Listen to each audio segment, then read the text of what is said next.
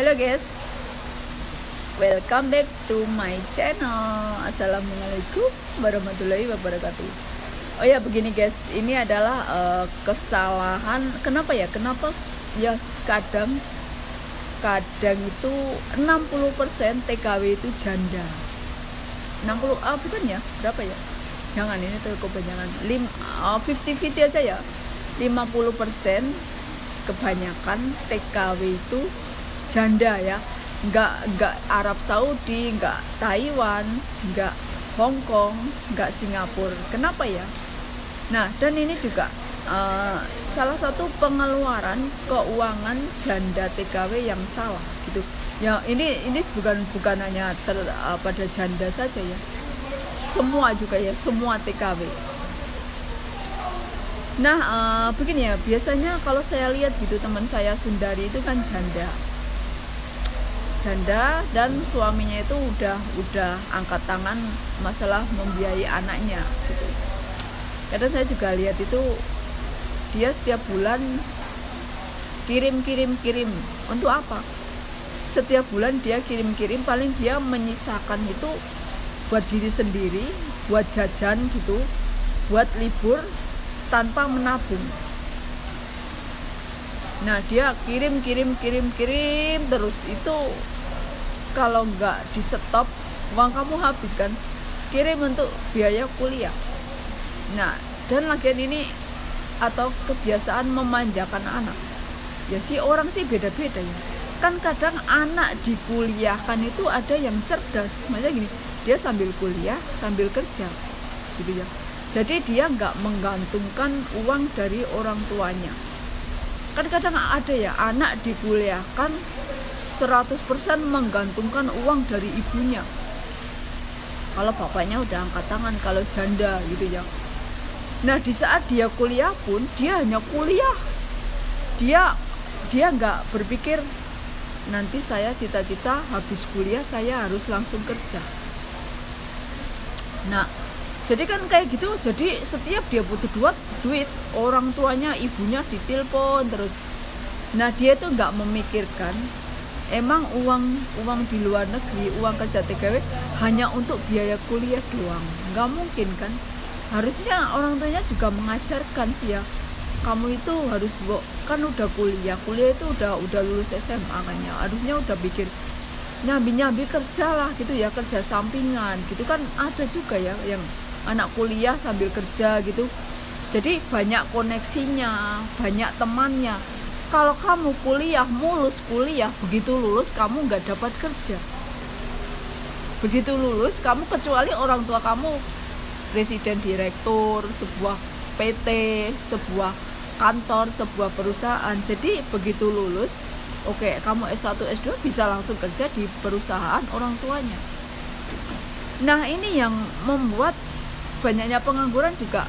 Kuliah aja enggak.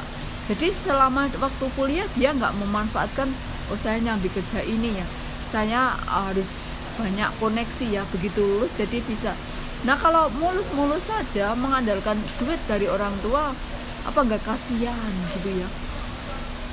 Nah kadang Sundari itu kirim, ibaratnya anaknya tuh apa enggak mikir nanti kalau dia pulang enggak bawa duit karena uangnya untuk biaya kuliah doang gitu ya.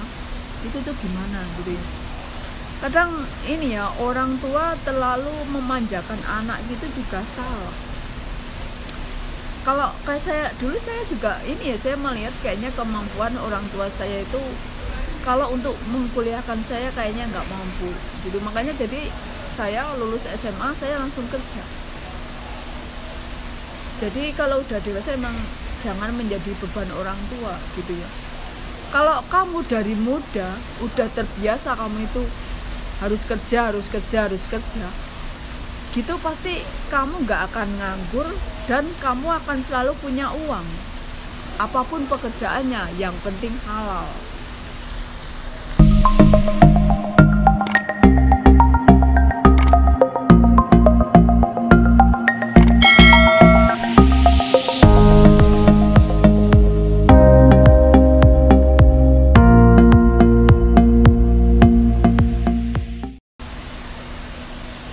Nah juga selain itu gini ya guys ya, Oke lah, kalau membangun rumah, kadang ada juga itu kemarin berita janda membangun rumah, janda TK Hongkong membangun rumah seperti istana sultan.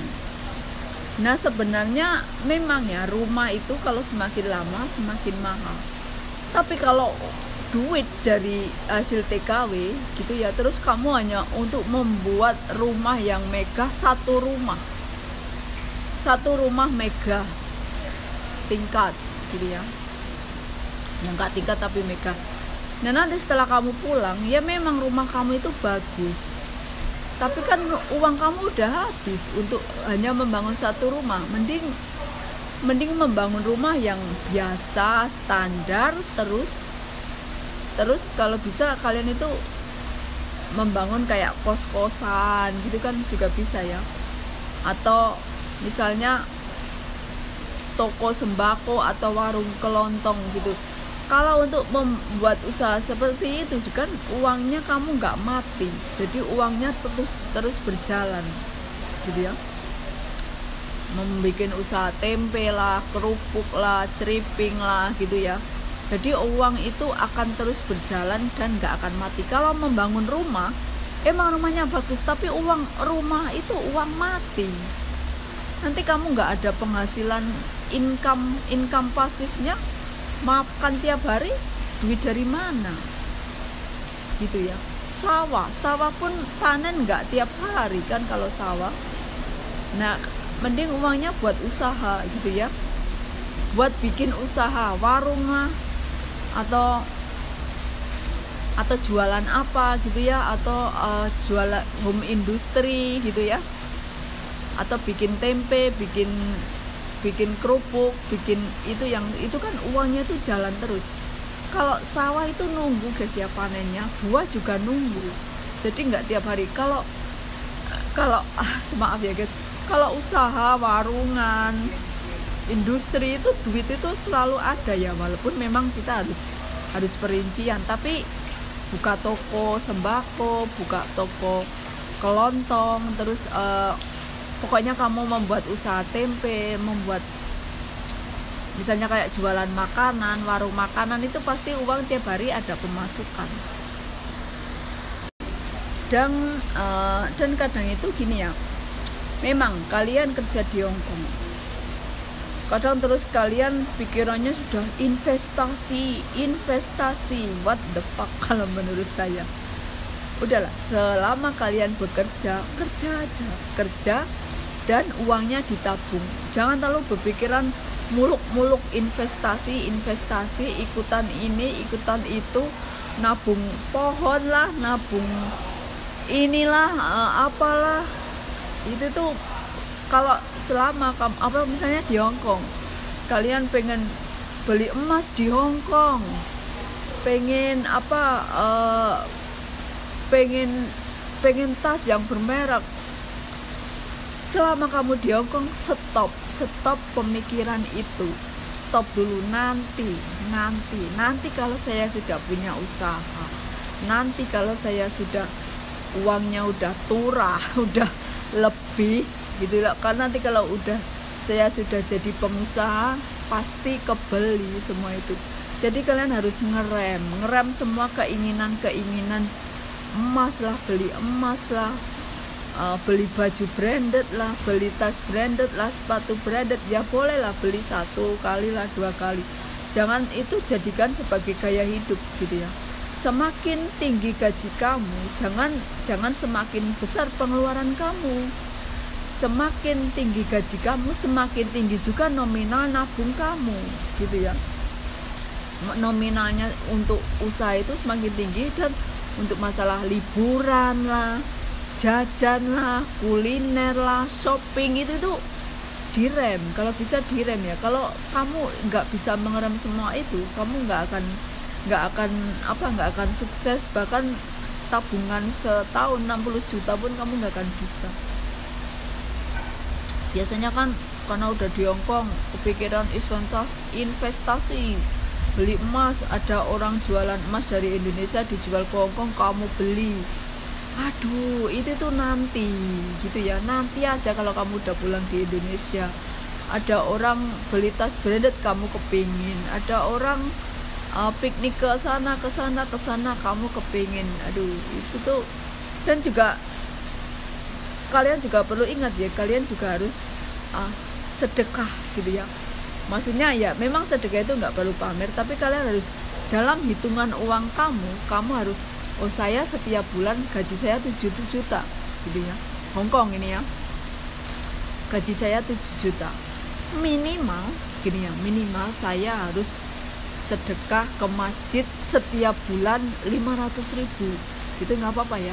Atau oke, kalau 500.000 berat, 200.000 gitu ya. Apa sih 200.000 ya, kalau zaman sekarang kamu harus 7 juta, oke lah, tiap bulan saya rutin harus sedekah ke masjid 200.000. Kalian harus punya pikiran di apa itu, sedekah itu nggak perlu ya langsung 1 juta 2 juta, itu nggak perlu kan, tiap bulan tapi rutin kalian sedekah gitu kan, itu kan bisa kan. Nah kalian harus jangan lupakan itu ya, sedekah itu sebagai penolong, benar-benar penolong. Selain hemat, sedekah, dan hindari juga teman-teman yang membawa arus toksik gitu ya. Misalnya teman suka shopping, teman suka bolang, itu kalian harus hindari hal-hal seperti itu. Karena niat kamu di Hongkong ini cari duit gitu ya, bukan foya-foya, bukan shopping-shopping, bukan kuliner makan enak terus gitu ya. Oke guys, gitu saja ya. Jangan lupa ya, like, share, and subscribe.